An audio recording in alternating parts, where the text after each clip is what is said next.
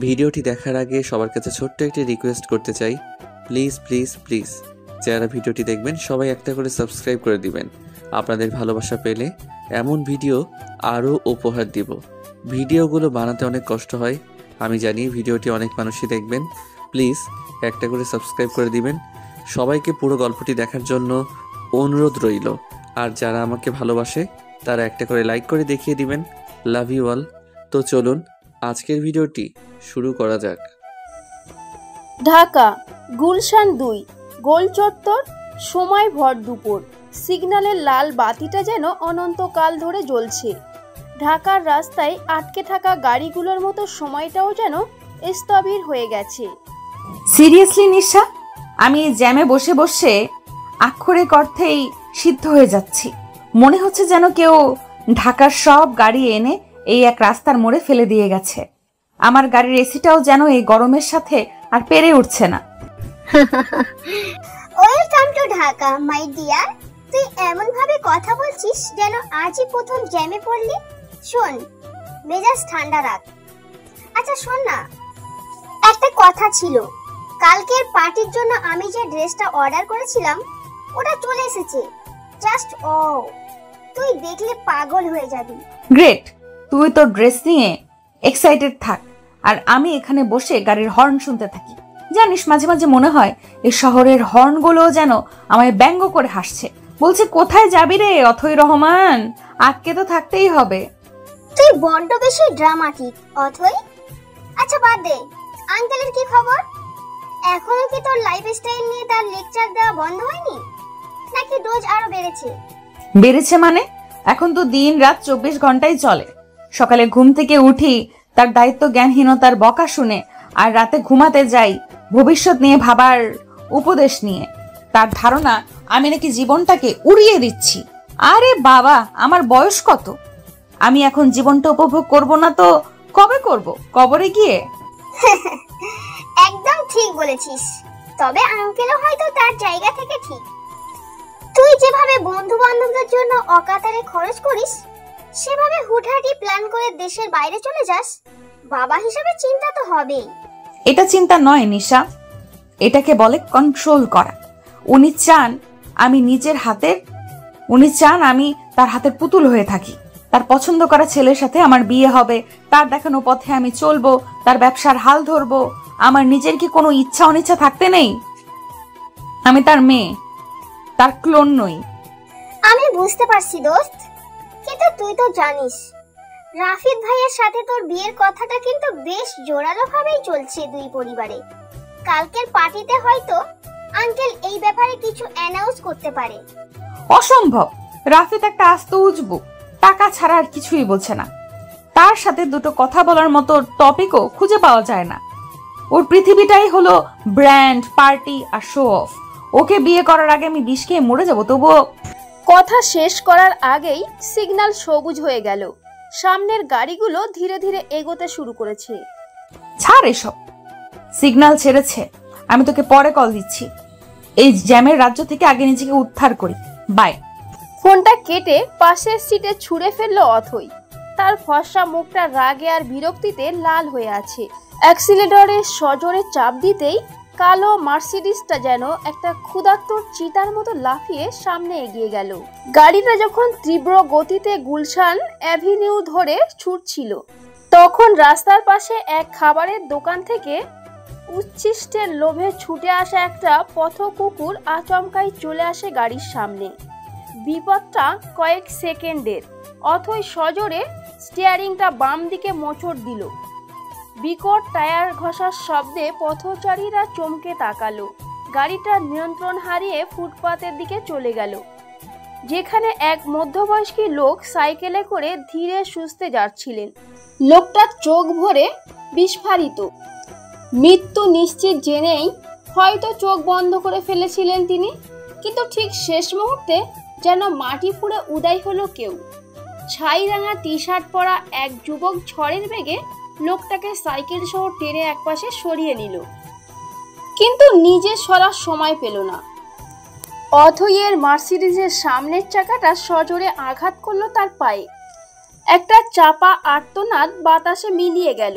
মুহূর্তের মধ্যে চারপাশে একটা ছোটখাটো ভিড় জমে গেল। অথই রাগে কাঁপতে কাঁপতে গাড়ি থেকে নামলো। তার প্রথম নজর পড়ল গাড়ির বাম্পায়ারে লাগা বিশ্রী দাগটার দিকে। What the hell is wrong with you? চোখ কি বাসায় রেখে রাস্তায় বেরিয়েছেন নাকি? মরার জন্য আমার গাড়িটাই খুঁজে পেয়েছিলেন? রাস্তার মাঝখানে এটা কি গরুর হাট পেয়েছেন যে যেদিকে খুশি চলে আসবেন? জিদান তখন পায়ে অসহ্য যন্ত্রণা চেপে কোনো মতে উঠে দাঁড়ানোর চেষ্টা করছে। তার ছেঁড়া জিন্সের ফাঁক দিয়ে রক্ত গড়িয়ে পড়ছে। সে ফুটপাতের গ্রিল ধরে নিজেকে সামলে নিল। তারপর শান্ত চোখে তাকালো অথয়ের দিকে। মেয়েটার চোখে মুখে কোনো উদ্বেগ বা অনুশোচনার লেশমাত্র নেই। আমার জন্য চিন্তা করার আগে নিজের গাড়ির চিন্তাটা করুন ম্যাডাম।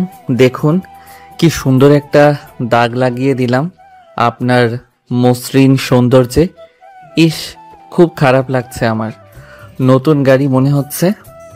জিদানের এমন অপ্রত্যাশিত শান্ত ও বিদ্রোহপাত্মক উত্তরে অথই যেন আরো বেশি জ্বলে উঠল। সে ভেবেছিল ছেলেটা এখন হয় কাঁদবে, নয়তো ক্ষতিপূরণের জন্য পায়ে পড়বে। Shut up, just shut up your mouth. কত বড় সাহস যে আমার সাথে মুখে মুখে তর্ক করছিস? এই তুই জানিস আমি কে? তোর মতো 10টা লোককে আমি কিনে আনার বেচে দিতে পারি। একটা সামান্য রাস্তার লোক হয়ে আমার গাড়ির সামনে এসেছিস, আবার আমার সাথে গলাবাজি করছিস। আপনি কে সেটা জানার আগ্রহ আমার বিন্দুমাত্র নেই ম্যাডাম, কিন্তু আপনি যে একজন মানুষ নন, নিছকই টাকার অহংকারে অন্ধ হয়ে যাওয়া একটা পুতুল, সেটা আপনার কথাতেই স্পষ্ট। আর রাস্তার লোক বলছেন, এই রাস্তাটায় আপনার যতটা অধিকার আমারও ঠিক ততটাই। আপনার বাবা নিশ্চয়ই পুরো ঢাকা শহরটা কিনে নেননি।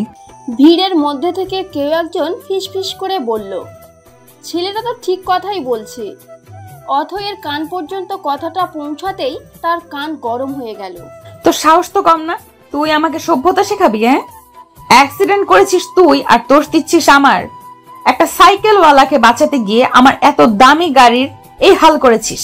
তার জন্য তোর তো আমার পা ধরে ক্ষমা চাওয়া উচিত। প্রথমত, অ্যাক্সিডেন্ট আমি করিনি, আপনার বেপরোয়া ড্রাইভিং করেছে।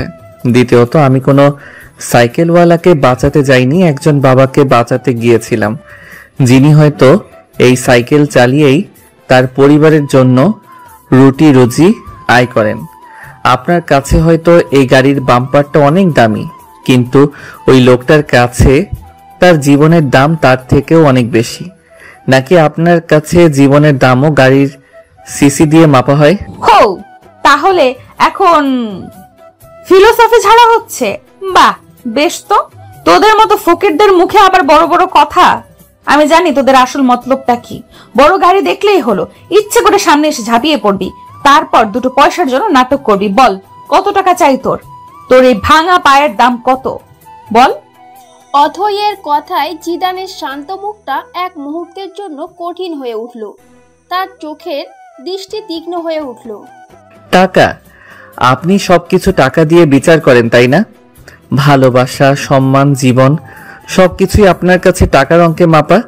কিন্তু জেনে রাখুন ম্যাডাম, পৃথিবীতে এমন কিছু জিনিস আছে যা আপনার বাবার ব্যাংকের সমস্ত টাকা দিয়েও কেনা যায় না। তার মধ্যে একটা হলো আত্মসম্মান। আত্মসম্মান? হ্যাঁ, তোর মতো একটা রাস্তার ছেলের আবার আত্মসম্মান? লেকচার রাখ তোর, আমার সময় নষ্ট করিস না। এই নে তোর আত্মসম্মানের দাম। এই বলে অথই তার ভ্যানিটি ব্যাগ থেকে এক গোছা 500 টাকার নোট বের করে তাচ্ছিল্যের সাথে জিদানের মুখের উপর ছুঁড়ে মারল।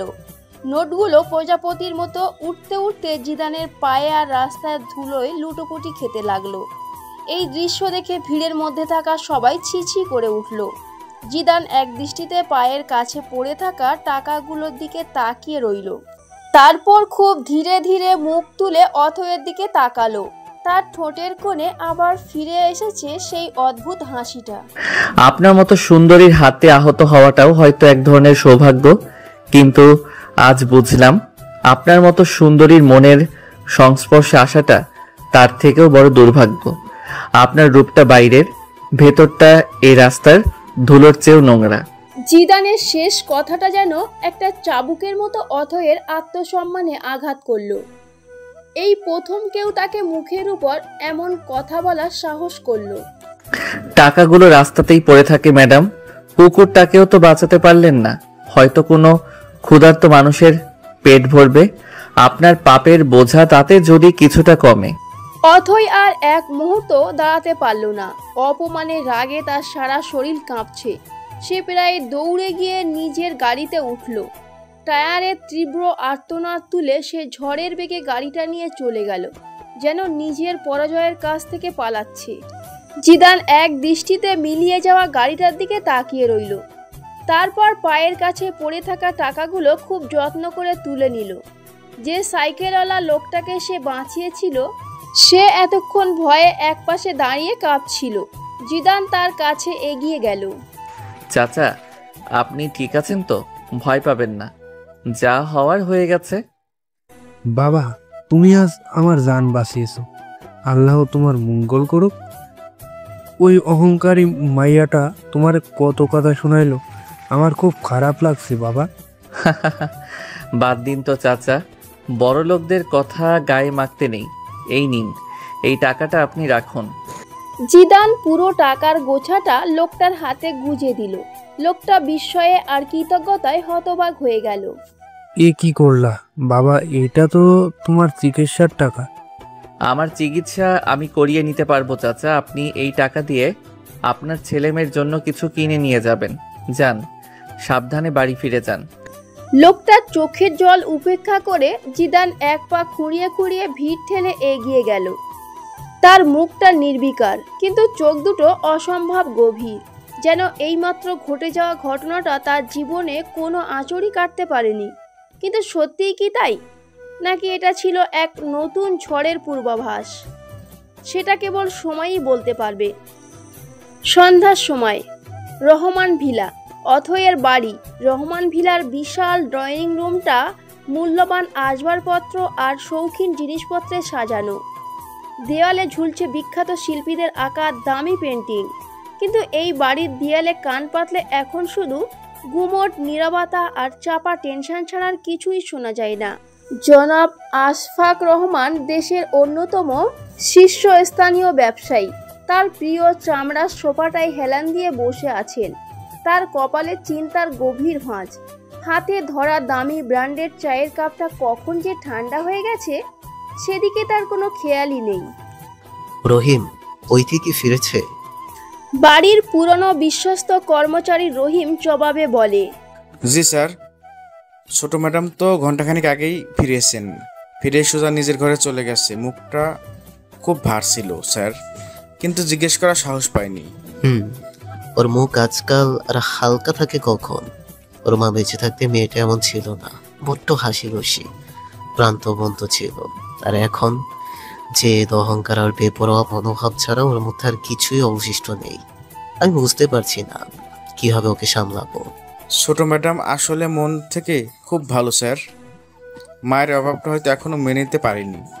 আপনি চিন্তা করবেন না স্যার, সব ঠিক হয়ে যাবে। কিভাবে ঠিক হবে রহিম? আজকেও নাকি গুলশানে অ্যাক্সিডেন্ট করেছে। ওর বন্ধু নিশার বাবা ফোন করে জানালেন।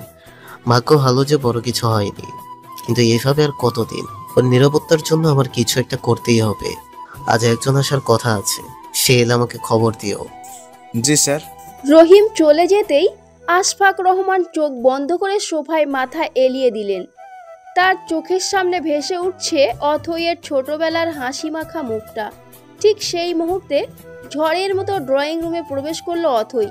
তার পরনে তখনও দিনের পোশাক, চুলগুলো অগোছালো, মুখটা রাগে থমথমে। বাবা, তোমার সাথে আমার কথা আছে। বসো মা, আমি তোমার কথাই ভাবছিলাম। শরীর ঠিক আছে তো? শুনলাম আজ। আমি একদম ঠিক আছি। আর তুমি যার কাছ থেকে যাই শুনে থাকো তার কোনোটাই সত্যি নয়। দোষটা আমার ছিল না। একটা অসভ্য ছোট লোক আমার গাড়ির সামনে এসে পড়েছিল, সেই ইচ্ছে করে ঝামেলাটা পাকিয়েছে। ওইটি, আমি তোমার বাবা, আমাকে অন্তত সত্যিটা বলো। নিশার বাবা বললেন তুমি নাকি লোকটাকে টাকা দিয়ে অপমান করে এসেছো, এটা কি সত্যি? অপমান? আমি অপমান করছি? বাবা, তুমি সিচুয়েশনটা বুঝতে পারছো না। লোকটা একটা আস্ত বাটপার। সে ইচ্ছে করে তার পায়ের ক্ষতি করেছে যাতে আমার কাছ থেকে টাকা আদায় করতে পারে। আর আমি তাকে টাকা দিয়ে কোনো ভুল করিনি। ও ওটাই ওর প্রাপ্য ছিল।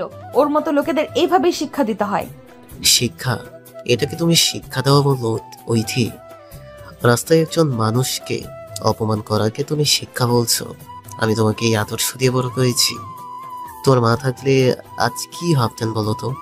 মায়ের কথা উঠতেই অথয়ের চোখ ছলছল করে উঠল, কিন্তু পরক্ষণে সে নিজেকে সামলে নিল।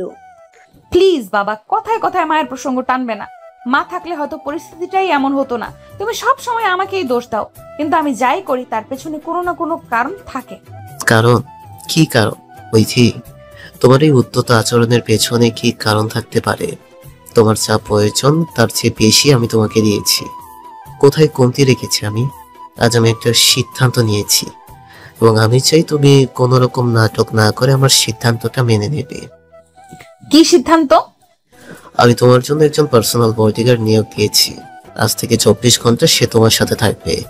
তুমি যেখানে যাবে যাই করবে সে তোমার ছায়া মতো পিছু পিছু থাকবে। তোমার নিরাপত্তা নিশ্চিত করাই হবে তার একমাত্র কাজ। Bodyguard? Are you kidding with me that তুমি আমার জন্য গুপ্তচর নিয়োগ দিচ্ছ? আমি কোনো ছোট বাচ্চা নই যে আমার পেছনে পাহারা দেওয়ার জন্য লোক রাখতে হবে। এটা কিছুতেই হবে না, আমি মানবো না। তোমাকে মানতেই হবে ঐথি, এটা আমার ফাইনাল ডিসিশন। তোমার বেপরোয়া জীবন যাপনের জন্যই আজ আমি এই সিদ্ধান্ত নিতে বাধ্য হয়েছি। তোমার শত্রুর অভাব নেই ঐথি।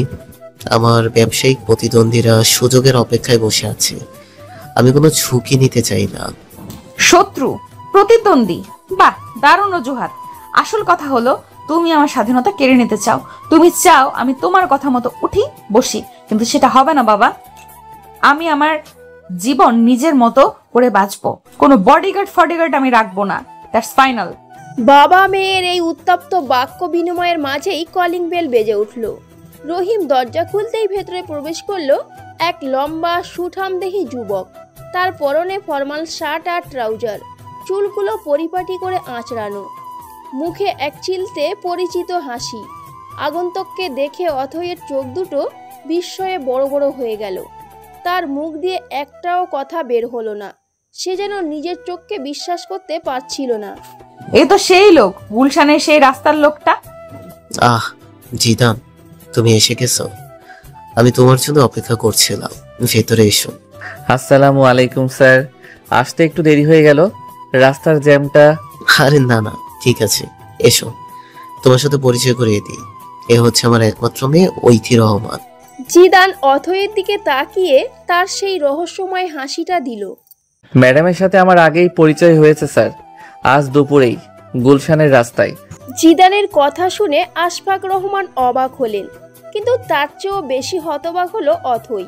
তার পায়ের নিচের মাটি যেন সরে যাচ্ছে। বাবা, হোয়াট ইজ দিস?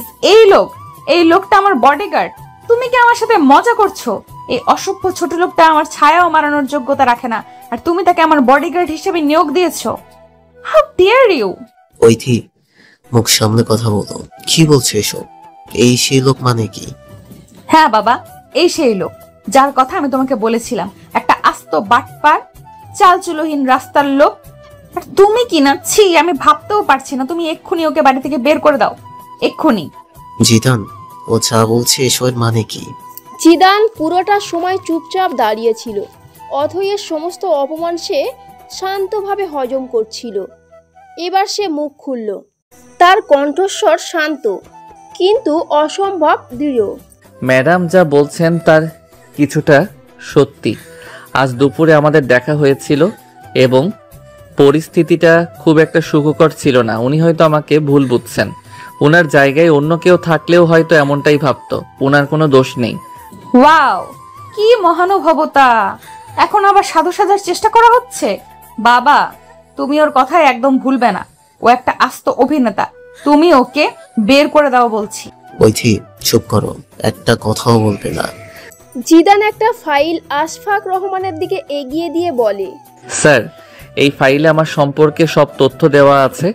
আমি বাংলাদেশ সেনাবাহিনীর স্পেশাল ফোর্সের একজন প্রাক্তন সদস্য। প্রায় 4 বছর আমি দেশের সেবা করেছি। কাউন্টার টেরোরিজম, ভিআইপি প্রোটেকশন এবং ইন্টেলিজেন্স গ্যাদারিংয়ে আমার বিশেষ প্রশিক্ষণ রয়েছে।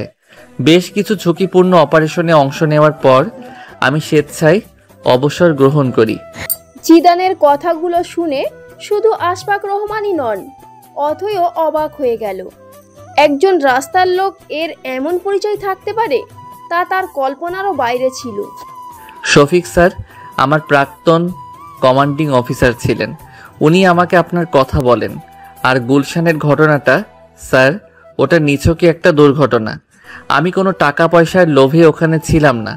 আর ম্যাডাম যে টাকাটা দিয়েছিলেন সেটাও আমি নেইনি, আমি শুধু আমার দায়িত্ব পালন করেছিলাম। জিদানের প্রতিটি কথা ছিল স্পষ্ট এবং আত্মবিশ্বাসী, তার মধ্যে কোনো জড়তা বা মিথ্যার লেশমাত্র ছিল না। আশফাক রহমান ফাইলটা খুলে দেখতে লাগলেন। সেখানে জিদানের ছবিসহ সমস্ত প্রশংসাপত্র এবং দলিল দেওয়া আছে। তিনি ফাইল থেকে মুখ তুলে বলেন, আই এম ইমপ্রেসড জিদান, তোমার প্রোফাইল সত্যি অসাধারণ। ঐথি, আমি দুঃখিত মা, তুমি না জানি ওকে অপমান করেছো। তোমার ওর কাছে ক্ষমা চাওয়া উচিত। ক্ষমা? আমি এই লোকটার কাছে? নেভার। বাবা, তুমি কি ওর কথাগুলো বিশ্বাস করছো? এগুলো সব বানানো গল্প। ও একটা ফ্রড। ও নিশ্চয়ই কোনোভাবে মেজর আঙ্কেলকে পটিয়েছে। আমি ওকে এক মুহূর্তের জন্য আমার আশেপাশে সহ্য করব না। যথেষ্ট হয়েছে ঐথি, আমি আমার সিদ্ধান্ত জানিয়ে দিয়েছি। জিদানি তোমার বডিগার্ড হিসেবে থাকবে, এটাই ফাইনাল। তোমার যদি খুব বেশি সমস্যা হয় তাহলে তুমি এই বাড়িতে থাকতে পারো, কিন্তু তোমার সব ধরনের পার্টি, ঘোরাঘুরি, ক্রেডিট কার্ড সবকিছু বন্ধ। এবার তুমি সিদ্ধান্ত নাও, তুমি কি করবে। বাবার কাছ থেকে এমন চরমপত্র পেয়ে অথৈ স্তব্ধ হয়ে গেল। সে বুঝতে পারল এবার সে সত্যিই কোণঠাসা হয়ে পড়েছে। সে একবার তার বাবার কঠিন মুখের দিকে, আরেকবার জিদানের শান্ত অবিচল মুখের দিকে তাকালো। জিদানের ঠোঁটের কোণে তখনও লেগে আছে সেই রহস্যময় হাসিটা, যা অথৈয়ের বিরক্তিকে যেন আরো কয়েক গুণ বাড়িয়ে দিচ্ছে। ঠিক আছে, তোমার যা ইচ্ছে তাই করো, কিন্তু একটা কথা মনে রেখো বাবা, তুমি আমাকে জোর করে ওর অধীনে রাখতে পারবে, কিন্তু আমার মনটাকে কোনোদিনও ওর জন্য নরম করতে পারবে না। ও আমার বডিগার্ড হতে পারে, কিন্তু আমার সম্মান কোনোদিনও পাবে না। আমার চোখেও সারা জীবন একটা রাস্তার লোকই থেকে যাবে। এই বলে অথৈ আর এক মুহূর্ত না দাঁড়িয়ে হনহন করে সিঁড়ি বেয়ে নিজের ঘরের দিকে চলে গেল। তার চলে যাওয়ার পথের দিকে তাকিয়ে রইলেন আশফাক রহমান। ড্রয়িং রুমে নেমে এলো এক অস্বস্তিকর নীরবতা। আম সরি জিদান, আমার মেয়ের ব্যবহারের জন্য আমি লজ্জিত। এতে লজ্জিত হওয়ার কিছু নেই স্যার। আগুনকে ঘি থেকে দূরে রাখতে চাইলে আগুন তো একটু ছটফট করবেই। ম্যাডামের রাগটা স্বাভাবিক। আমাকে শুধু একটু সময় দিন, আমি কথা দিচ্ছি আমি আমার দায়িত্বে কোনো অবহেলা করব না। ওনার নিরাপত্তা আমার কাছে সবার আগে। জিদানের আত্মবিশ্বাসী কথায় আশফাক রহমান কিছুটা ভরসা খুঁজে পেলেন, কিন্তু তিনি জানতেন না এই আপাত শান্ত পরিস্থিতিটা আসলে এক নতুন এবং আরো জটিল ঝড়ের পূর্বাভাস মাত্র। অথৈ আর জিদানের এই অপ্রত্যাশিত সাক্ষাৎ তাদের দুজনের জীবনকে এক নতুন পথে ঠেলে দিতে চলেছে, যেখান থেকে ফেরার কোনো উপায় হয়তো আর থাকবে না। পরের দিন রাতে রেডিসন ব্লু হোটেলের জামকালো হলরুমের ভেতরটা যেন এক টুকরো আকাশ। উপলক্ষ জনাব আশফাক রহমানের ব্যবসায়িক পার্টনারের ছেলে রাফিদ চৌধুরীর বাগদান। অথৈ একটা দামি নীল গাউন পরে এসেছে, তার মুখে একটা মেকি হাসি লাগানো, কিন্তু চোখ দুটো বারবার খুঁজে ফিরছে পালিয়ে যাওয়ার পথ। তার কয়েক হাত দূরে একটা পিলিয়ারের পাশে ছায়ার মতো দাঁড়িয়ে আছে জিদান। তার পরনে কালো স্যুট, তীক্ষ্ণ দৃষ্টি ঘুরে বেড়াচ্ছে হলরুমের প্রতিটি কোণায়। নিশা অথৈয়ের কানের কাছে মুখ এনে বলে, কি রে, তুই এমন ভাবে দাঁড়িয়ে আছিস যেন তোকে কেউ জোর করে এখানে দাঁড় করিয়ে রেখেছে। আর তোর এই বডিগার্ড তোকে যেভাবে চোখে চোখে রাখছে, দেখে মনে হচ্ছে তুই কোনো দাগী আসামি। প্লিজ নিশা, ওর কথা বলে আমার মেজাজটা আরো খারাপ করিস না। বাবা জোর করে ওকে আমার সাথে পাঠিয়েছে, বলেছে আমার সম্মান বাঁচাতে চাইলে ওকে নিয়ে যাও। দেখেছিস অবস্থা, আমার নিজের কোনো প্রাইভেসি রইল না। মনে হচ্ছে গলায় একটা অদৃশ্য শেকল পরিয়ে দিয়েছে। কিন্তু লোকটা দেখতে তো একেবারে সিনেমার হিরোদের মতো। Seriously Othoi, tall, dark and handsome, আর ওই অ্যাটিটিউড পুরো আন্ডার ইয়াং ম্যান। অনেক মেয়ে কিন্তু তোর দিকে হিংসায় জ্বলে যাচ্ছে। হিরো ছাই, ও একটা রাস্তার লোক ছাড়া আর কিছুই না। স্যুট পরলেই জেন্টলম্যান হওয়া যায় না নিশা। ওর ভেতরের অসভ্যতাটা আমি নিজের চোখে দেখেছি। আর বয়স কতই বা হবে? আমার চেয়েও ছোট মনে হয়। আমার পেছনে আমার চেয়ে ছোট একটা ছেলেকে পাহারা দেওয়ার জন্য লাগানো হয়েছে। ভাবা যায় কি লজ্জার ব্যাপার। অথই আর চোখে একবার জিদানের দিকে তাকালো। জিদানের দৃষ্টি তখন অন্যদিকে। সে দুজন সন্দেহজনক লোককে লক্ষ্য করছিল, যারা অনেকক্ষণ ধরে অথয়ের দিকে তাকিয়ে নিজেদের মধ্যে কথা বলছে।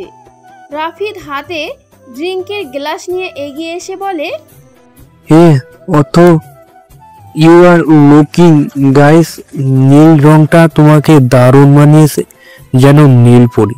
Thank you Rafid, congratulations. Thanks, but আমার কংগ্রাচুলেশনটা তো আমি তোমাকে বলবো। আঙ্কেল তো আমাদের বিয়ের ব্যাপারে। রাফিদ প্লিজ, আজ তোমার এঙ্গেজমেন্ট, এইসব কথা এখন থাক। Enjoy your party. অথই রাফিদের কাছ থেকে সরে এসে হলের এক কোনায় চলে গেল। তার দম বন্ধ হয়ে আসছিল। এই লোক দেখানো জৌলুস, এই মেকি সম্পর্কগুলো তাকে ক্লান্ত করে দিচ্ছিল। সে ব্যালকনির দিকে এগিয়ে গেল একটু তাজা বাতাসের জন্য। জিদানও নিঃশব্দে তাকে অনুসরণ করলো। আমার কি একা থাকারও কোনো অধিকার নেই নাকি বাথরুমে গেলেও তুমি দরজার বাইরে দাঁড়িয়ে থাকবে? ভেতরে অনেক লোকজন ম্যাডাম, আর পরিবেশটাও খুব একটা সুবিধার মনে হচ্ছে না। আপনার একা থাকাটা নিরাপদ নয়। নিরাপদ?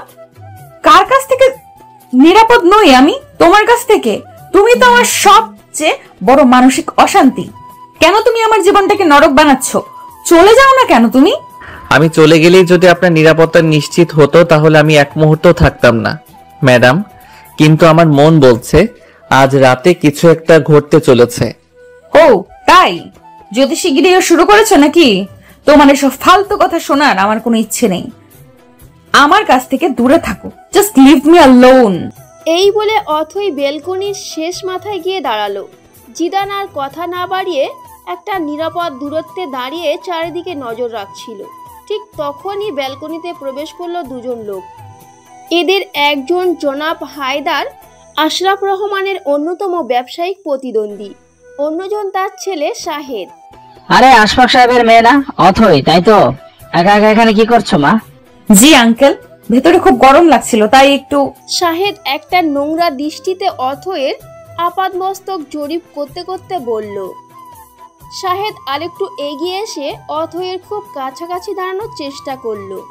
শাহেদের হাতে থাকা ড্রিঙ্কের গ্লাসটা অথয়ের দিকে এগিয়ে দিয়ে বলে, চলুন না একটা ড্রিঙ্ক করা যাক, আপনার সব মন খারাপ দূর হয়ে যাবে। অথই বুঝতে পারছিল লোক দুটোর উদ্দেশ্য ভালো না।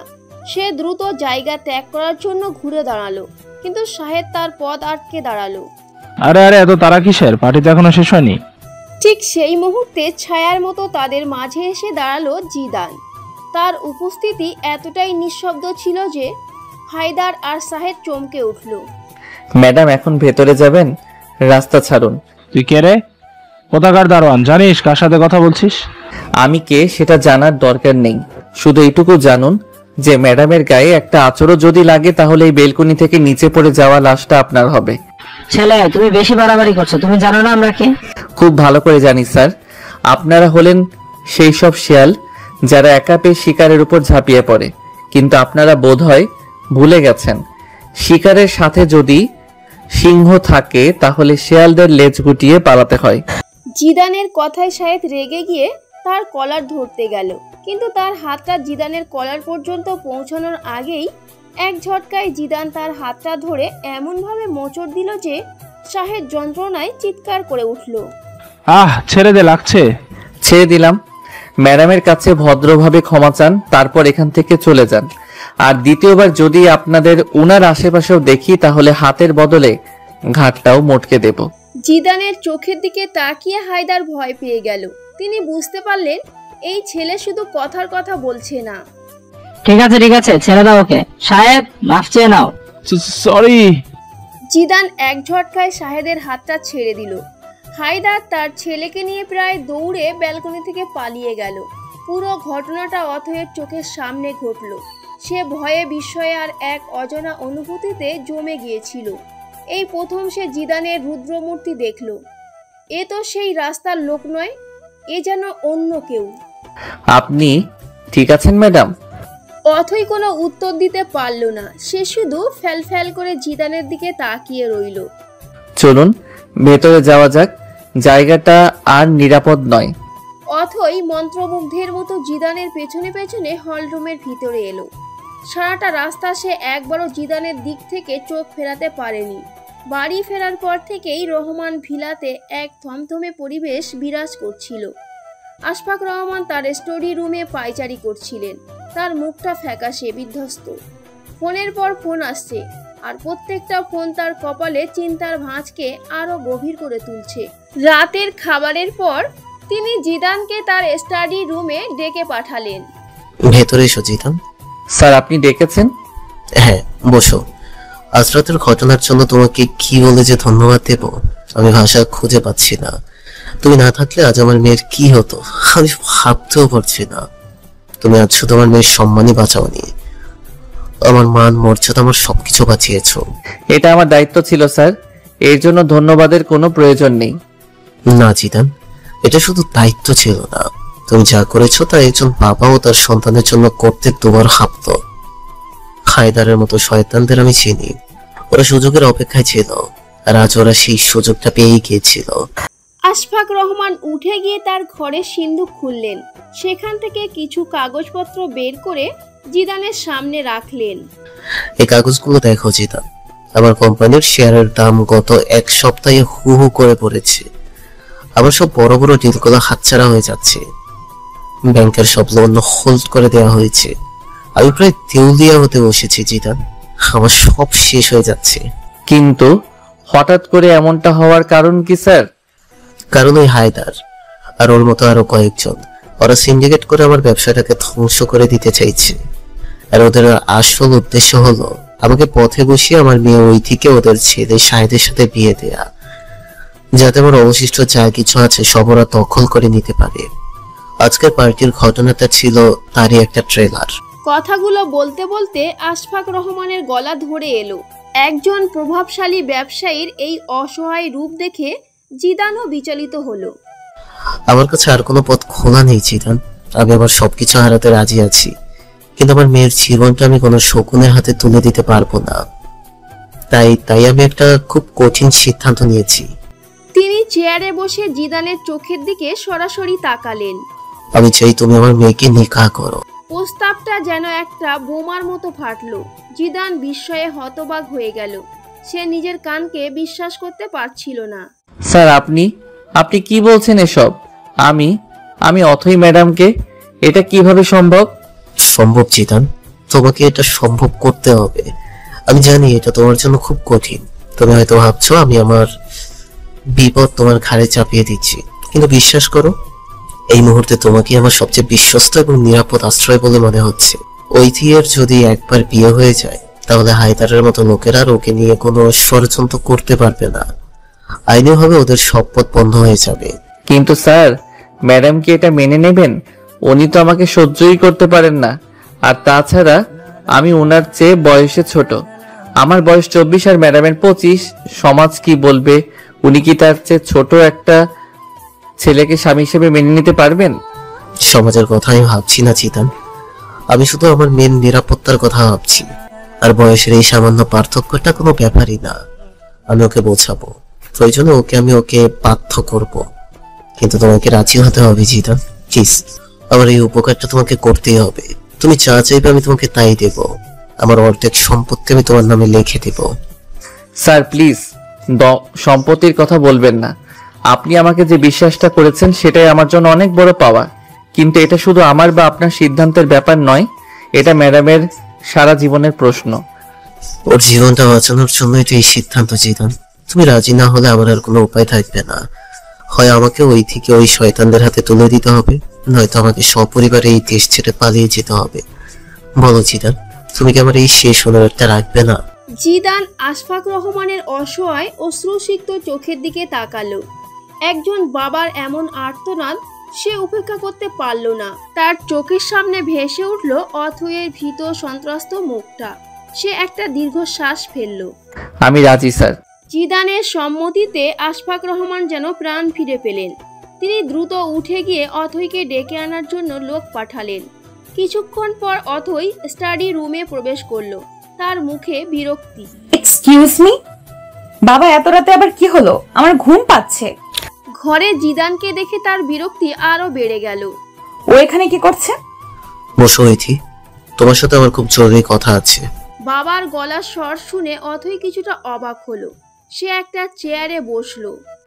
আমি একটা সিদ্ধান্ত নিয়েছি, আজ রাতেই এই বাড়িতে তোমার বিয়ে হবে। বিয়ে? এত রাতে? কার সাথে? রাফিদের সাথে? না, জিদানের সাথে।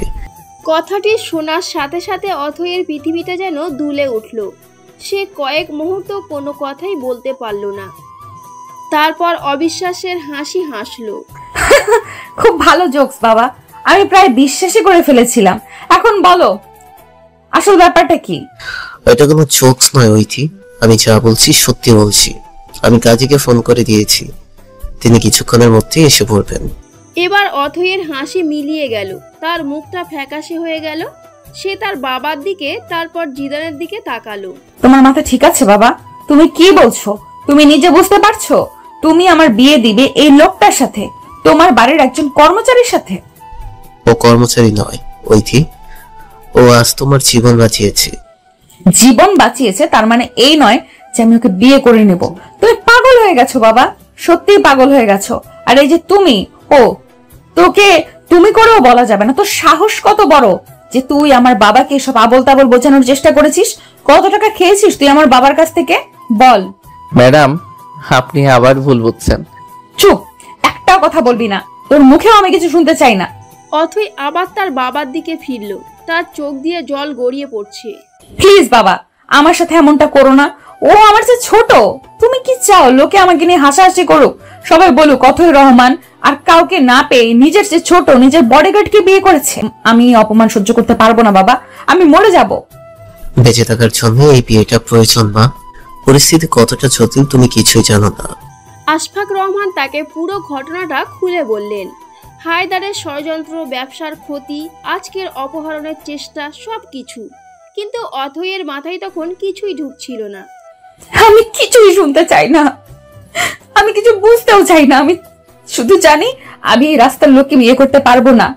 তার চিৎকারটা পুরো বাড়িতে প্রতিধ্বনি হলো। সে দৌড়ে ঘর থেকে বেরিয়ে যেতে চাইলো, কিন্তু আশফাক রহমান তার হাত ধরে ফেললেন। তোমার সামনে আর কোনো পথ খোলা নেই মা। হয় তুমি জিদানকে বিয়ে করে এই বাড়িতে সুরক্ষিত থাকবে, নয়তো কাল সকালে হায়দারের ছেলে শাহেদ তোমাকে তুলে নিয়ে যাবে। এবার তুমি সিদ্ধান্ত নাও, তুমি কি চাও? বাবার শেষ কথাটা একটা চাবুকের মতো অথয়ের কানে বিঁধল। তার শরীরটা অবশ হয়ে এলো। সে বুঝতে পারল সে একটা নিখুঁত ফাঁদে আটকা পড়েছে। সেখান থেকে বেরোনোর কোনো রাস্তা নেই। তার সব অহংকার, সব জেদ, সব স্বপ্ন আজ একটা নোংরা ষড়যন্ত্রের কাছে হেরে গেল। সে কান্নায় ভেঙে পড়ে মেঝেতে বসে পড়ল। জিদান স্থির দৃষ্টিতে দাঁড়িয়ে রইল। তার মুখে কোনো অনুভূতি ফুটে উঠল না, কিন্তু তার ভেতরটা হয়তো এই অসহায় মেয়েটির জন্য দুমড়ে মুচড়ে যাচ্ছিল। নিয়তির এক অদ্ভুত খেলায় আজ রাতটা তাদের দুজনের জীবনের মোড় চিরদিনের জন্য ঘুরিয়ে দিতে চলেছে। মধ্যরাত, যেই বলা সেই কাজ। রহমান ভিলার চারিদিকে অদ্ভুত এক নীরবতা। কিছুক্ষণ আগেই কাজী সাহেব কবুল শব্দটির মাধ্যমে দুটো জীবনের গতিপথকে এক অদৃশ্য সুতোয় বেঁধে দিয়ে গেছেন।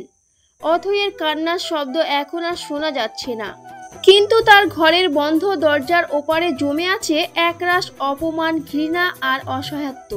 পুরো বাড়িটা যখন ঘুমে আচ্ছন্ন, তখন আশফাক রহমান জিদানকে সাথে নিয়ে অথয়ের ঘরের দরজার সামনে এসে দাঁড়ালেন। জিদান, আমি জানি পরিস্থিতিটা খুব কঠিন, কিন্তু আজ রাতটা তোমাদের। চেষ্টা করো ওর সাথে কথা বলার। ও খুব জেদি, কিন্তু মনটা নরম।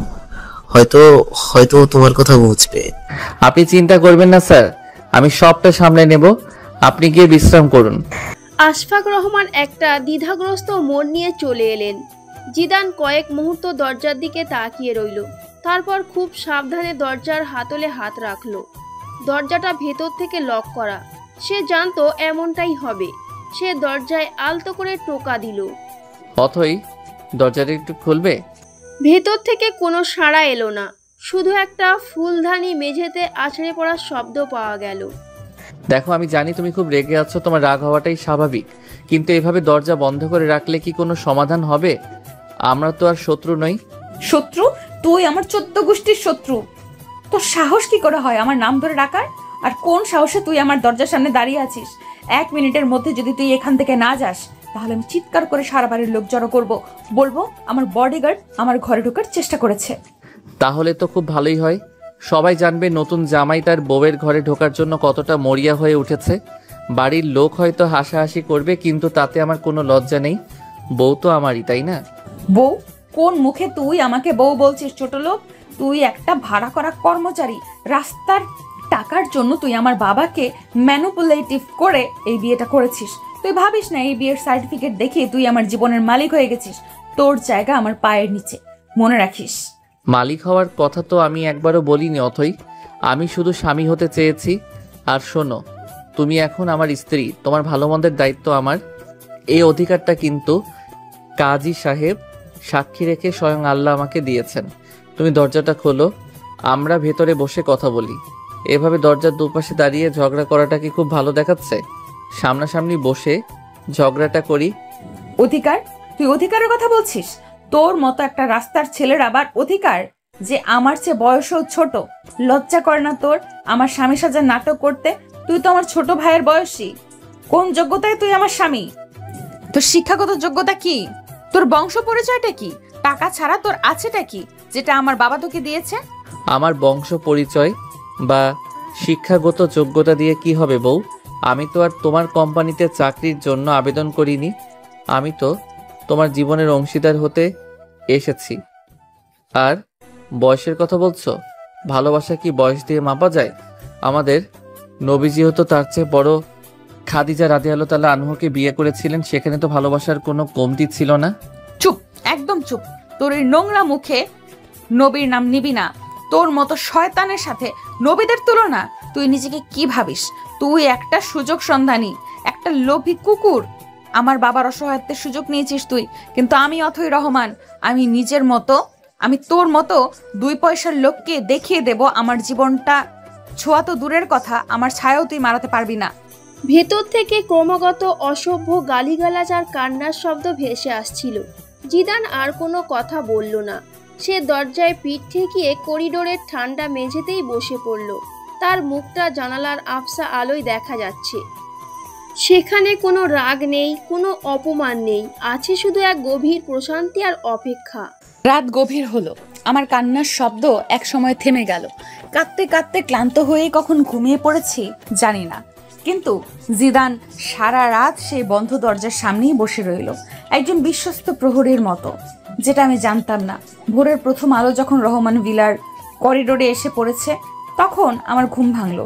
সারা রাত কান্নার কারণে চোখ দুটো ফুলে লাল হয়ে আছে আমার মনে পড়লো গত রাতের কথা। বিয়ে, জিদান, বন্ধ দরজাটা খুলতেই আমার চোখ বিস্ময়ে ছানা বড়া হয়ে গেল। জিদান ঠিক দরজার পাশেই দেওয়ালে হেলান দিয়ে মেঝেতে ঘুমিয়ে আছে। তার লম্বা শরীরটা ভাঁজ হয়ে আছে, কিন্তু মুখে কোনো ক্লান্তির ছাপ নেই। ভোরের আলোয় তার নিষ্পাপ ঘুমন্ত মুখটা দেখে অজান্তেই আমার ভেতরে কেমন যেন একটা অজানা অনুভূতি খেলে গেল। পরক্ষণেই আমি নিজেকে প্রচন্ড ধমক দিলাম। ছি, আমি এই লোকটার জন্য কি সব ভাবছি। অথই জোরে দরজাটা লাগাতে যেতেই একটা শব্দ হলো, আর সেই শব্দে জিদানের ঘুম ভেঙে গেল। সে চোখ মেলে অথইকে দেখে একটা উজ্জ্বল হাসি দিল, এমন একটা হাসি যা দেখলে যেন কোনো মেয়ের মন গলে যেতে বাধ্য। গুড মর্নিং বউ। বাহ, তোমাকে তো সকালবেলা আরো বেশি সুন্দর লাগছে। যদিও চোখ দুটো একটু ফোলা ফোলা, তাতে কি, চাঁদেরও তো কলঙ্ক আছে। অথই তার এই নির্লজ্জ আচরণে হতবাক হয়ে গেল।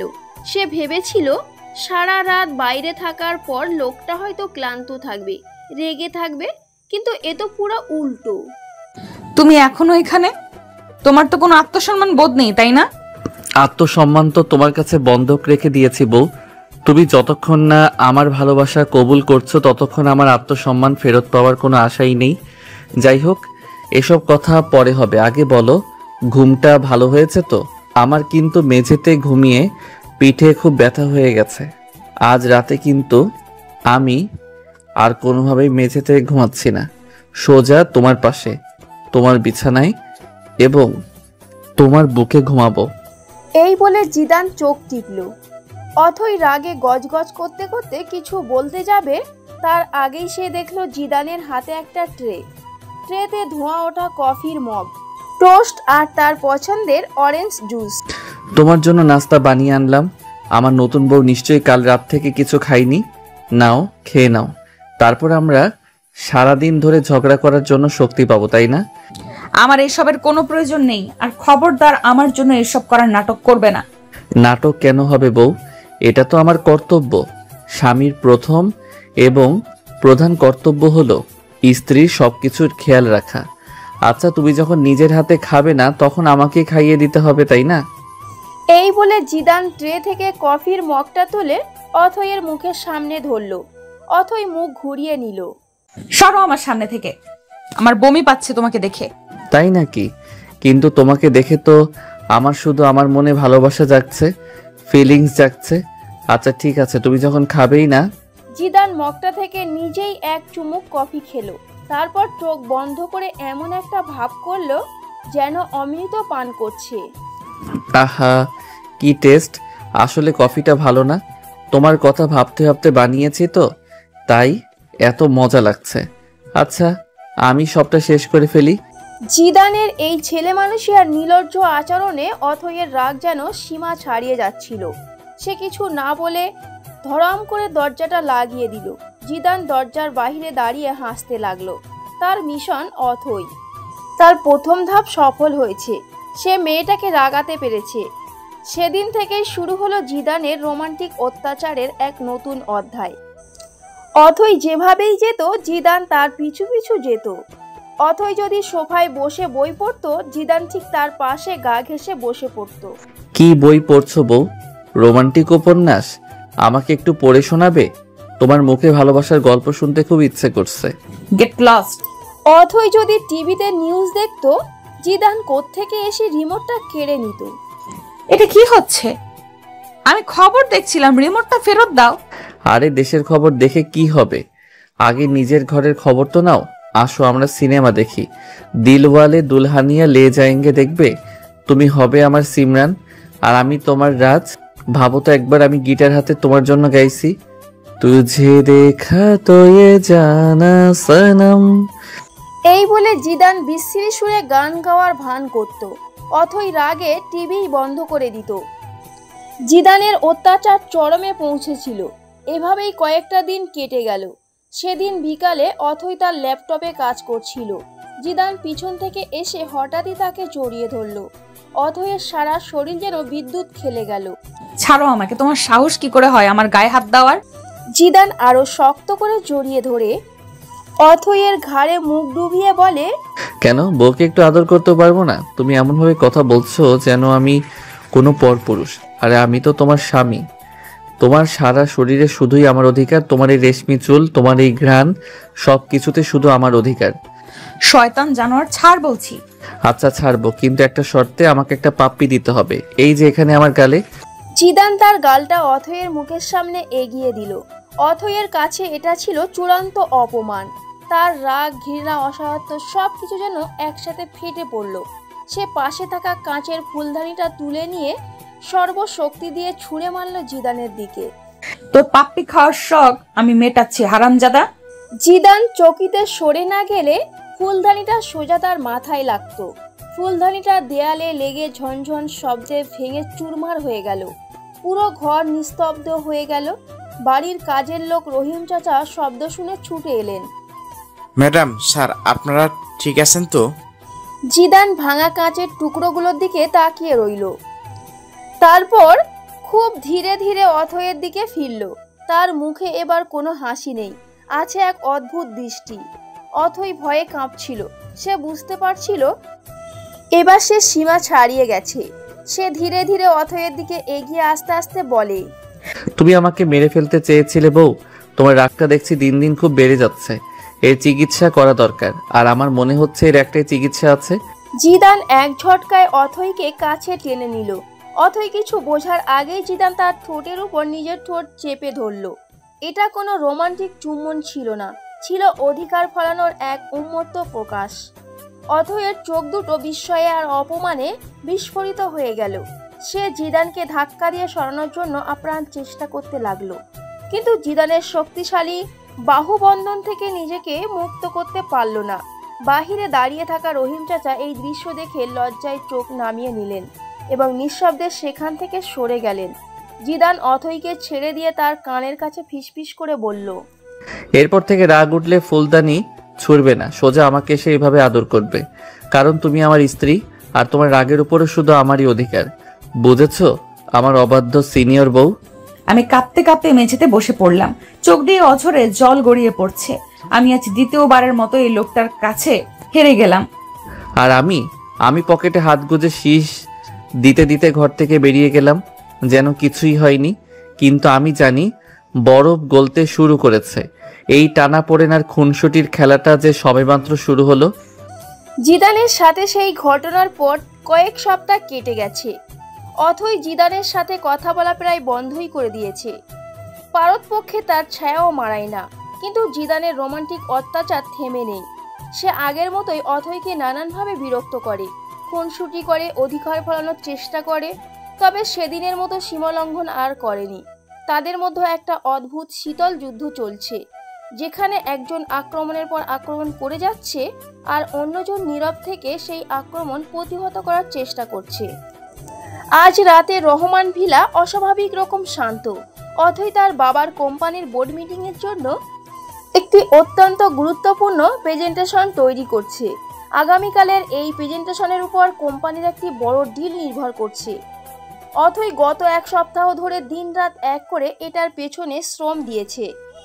স্টাডি রুমের বড় টেবিল জুড়ে ছড়িয়ে ছিটিয়ে আছে কাগজপত্র, ফাইল। অথইয়ের মনোযোগ তার ল্যাপটপের স্ক্রিনে। তার আঙুলগুলো দ্রুত গতিতে কিবোর্ডের উপর চলছে। রাত প্রায় 2টো বাজে। অলমোস্ট ডান, আর মাত্র কয়েকটা স্লাইড বাকি। থ্যাঙ্ক গড, কালকের প্রেজেন্টেশনটা ভালোই হয়ে গেলেও বাবা নিশ্চয়ই খুব খুশি হবেন। অন্তত কিছুদিনের জন্য হলেও তার দুশ্চিন্তা কমবে। ঠিক তখনই ঘটল বিপর্যয়টা। ল্যাপটপের স্ক্রিনটা হঠাৎ নীল হয়ে গেল। কিছু হিজিবিজি লেখা ভেসে উঠল। তারপরে স্ক্রিনটা পুরো অন্ধকার হয়ে গেল। অথইয়ের বুকের ভেতরটা ছ্যাঁত করে উঠল। What? No no no, please, এমনটা হতে পারে না।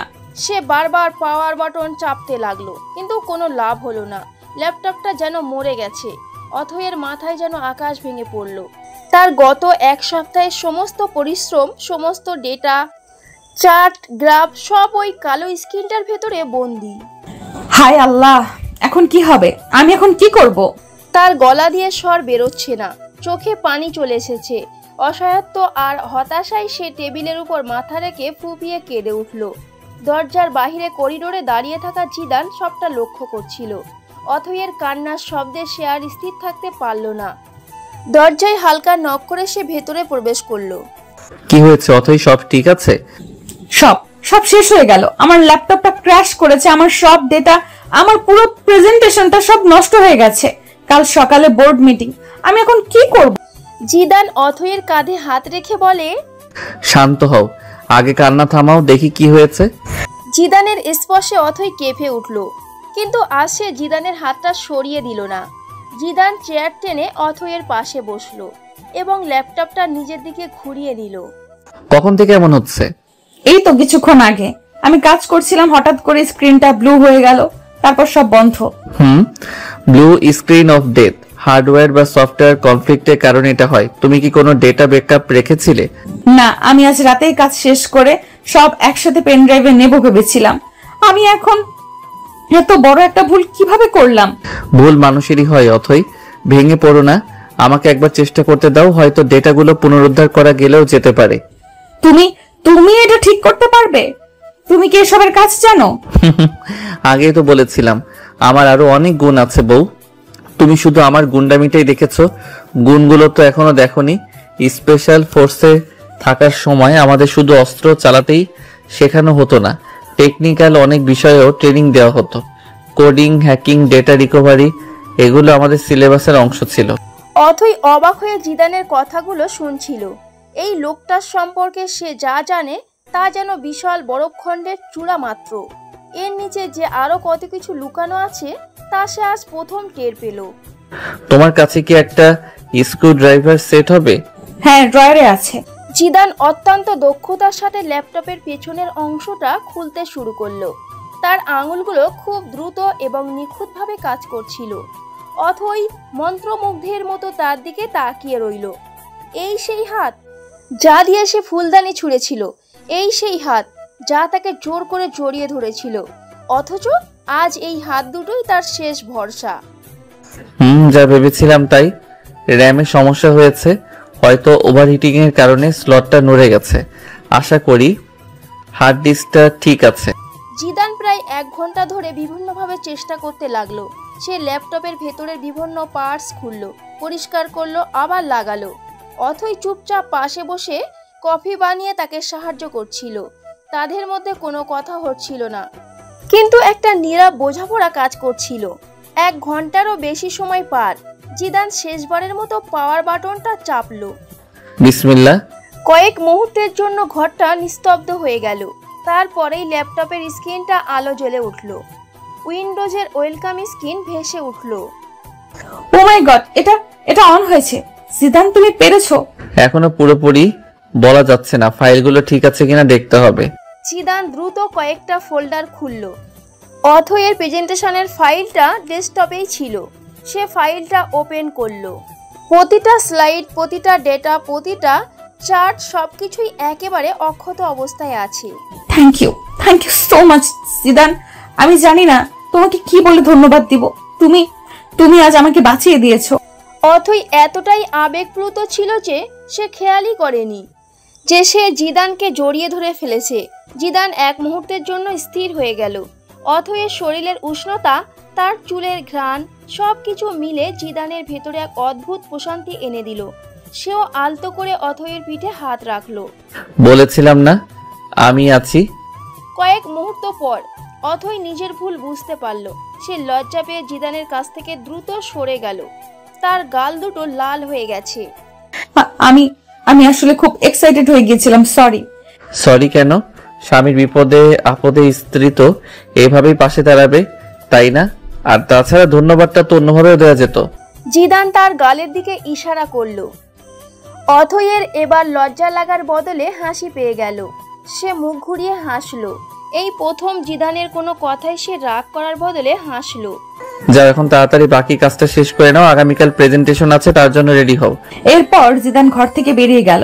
আমি প্রেজেন্টেশনের শেষ অংশটুকু করতে বসলাম, কিন্তু মনটা কিছুতেই কাজে বসছিল না। চোখের সামনে বারবার জিদানের মুখটা ভেসে উঠছিল। মনে হচ্ছিল এই লোকটা একটা রহস্যের বাক্স, যার বাইরে যতই কঠিন আর বিরক্তিকর হোক না কেন, ভেতরটা হয়তো ততটাই নির্ভরযোগ্য। পরের দিন অফিস থেকে কাজ শেষ করে যখন অথই ক্লান্ত বিধ্বস্ত শরীরে বাড়ি ফিরল, তখন রাত প্রায় 10টা। তার প্রেজেন্টেশন খুব ভালো হয়েছিল। বোর্ডের সবাই তার কাজের প্রশংসা করেছে। বাবা তাকে ফোন করে অভিনন্দন জানিয়েছে। মনে একটা প্রশান্তি থাকলেও শরীরটা একদম চলছিল না। সে ড্রয়িং রুমে আসতেই দেখল পুরো বাড়ি অন্ধকার।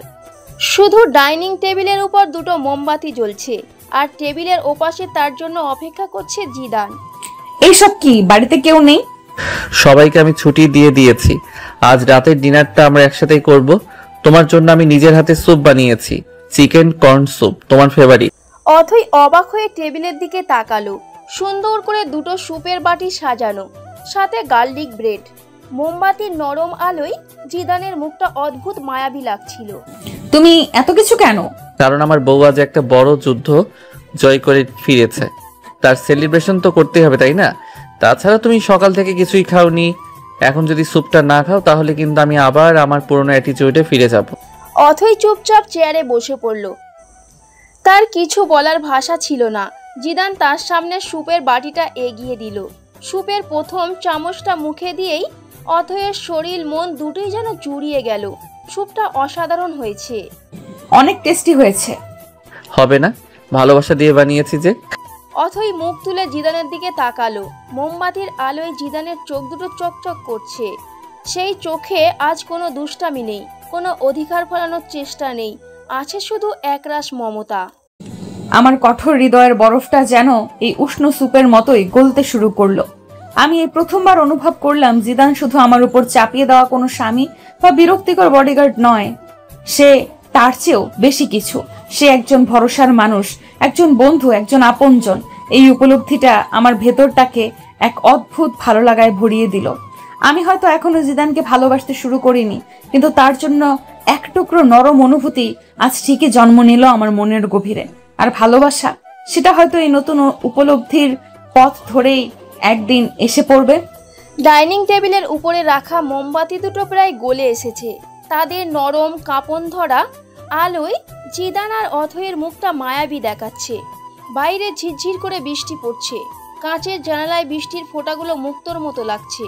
ঘরের ভেতরটা উষ্ণ, শান্ত আর ভালোবাসার এক নীরব প্রতিশ্রুতিতে পরিপূর্ণ। সুপের বাটিটা কখন খালি হয়ে গেছে কেউ খেয়াল করেনি।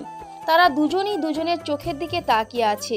যে চোখে কিছুদিন আগেও ছিল ঘৃণা আর বিরক্তি, আজ সেই চোখেই ফুটে উঠেছে মুগ্ধতা, কৃতজ্ঞতা আর এক অজানা নির্ভরতা। কি রেখছ অমন করে? আমার মুখে কি কিছু লেগে আছে? তোমাকে দেখছি, ভাবছি তুমি আসলে কে? তুমি কি সেই লোক যাকে আমি প্রথম দিন রাস্তায় অপমান করেছিলাম, নাকি তুমি সেই বডিগার্ড যে আমাকে ছায়ার মতো আগলে রেখেছিলে, নাকি তুমি সেই স্বামী যে আমার সব জেদ, সব অত্যাচার মুখ বুজে সহ্য করেছে, নাকি তুমি আজকের এই মানুষটা যে আমার সবচেয়ে বড় বিপদে আমার পাশে এসে দাঁড়িয়েছে? জিদান অথয়ের হাতটা নিজের হাতের মধ্যে তুলে নিয়ে বলে, আমি তোমার সব প্রশ্নের উত্তর অথই। আমি তোমার অতীতের সেই তিক্ত স্মৃতি, আমি তোমার বর্তমানের সেই ছায়াসঙ্গী, আর আমি তোমার ভবিষ্যতের সেই স্বামী হতে চাই যার বুকে মাথা রেখে তুমি নিশ্চিন্তে ঘুমাতে পারবে। আমি শুধু জিদান নই, আমি তোমার জিদান। জিদানের কথাগুলো যেন কবিতার মতো অথয়ের হৃদয়ে গিয়ে বিঁধল। তার ভেতরটা এক অদ্ভুত ভালো লাগায় ভরে উঠল। এই প্রথম কেউ তাকে এত সুন্দর করে ভালোবাসার কথা বলল।